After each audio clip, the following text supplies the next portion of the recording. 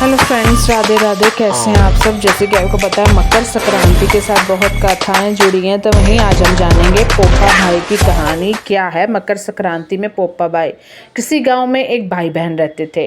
भाई की शादी हो गई थी, लेकिन उसकी बहन की शादी नहीं हुई थी। बहन का नाम पोपा भाई था। पोपा भाई हमेशा व्रत और नियम करती थी। एक दिन उसके भाई भाभी ने उससे शादी के लिए कहा, सब उसने शादी के लिए मना कर दिया।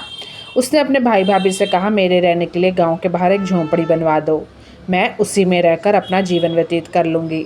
और उसके बाद उसने गांव के सभी लोगों से कहा कि हे गांव वालों, आप लोग अपने अपने गाय बछड़ों को मेरे झोंपड़ी के पास घास चरने के लिए छोड़ दिया करो।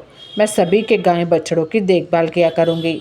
जो भी बचा खुचा खाना हो वह भेज देना, मैं वही खाकर रह लूँगी।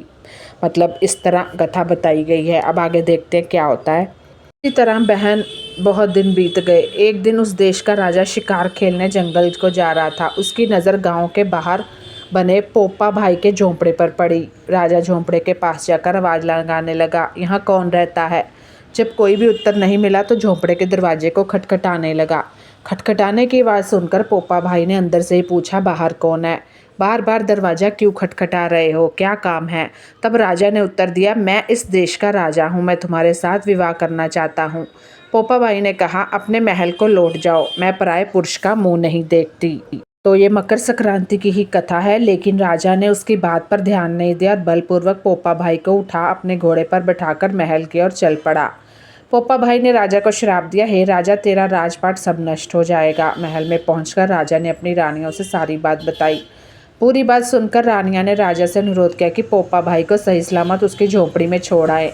रानियों के कहे अनुसार राजा पोपा भाई को उसकी झोंपड़ी पर छोड़ने चल पड़ा। रास्ते में पाप की नदी आई, जिसमें राजा डूब गया। पोपा भाई मृत्यु के बाद धर्मराज के दरबार में पहुंची। वहां धर्मराज ने उसे स्वर्ग का राज दिया।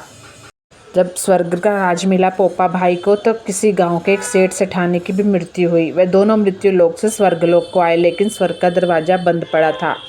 उन दोनों ने धर्मराज से स्वर्ग का द्वार खोलने के लिए विनती की। तब धर्मराज ने कहा कि इस पर पोपा भाई का राज है।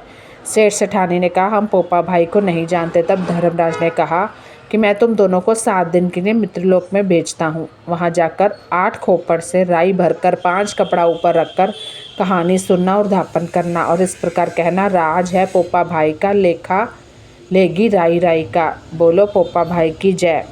तो ये कथा थी मकर संक्रांति पर, जो काफ़ी सुनी जाती है।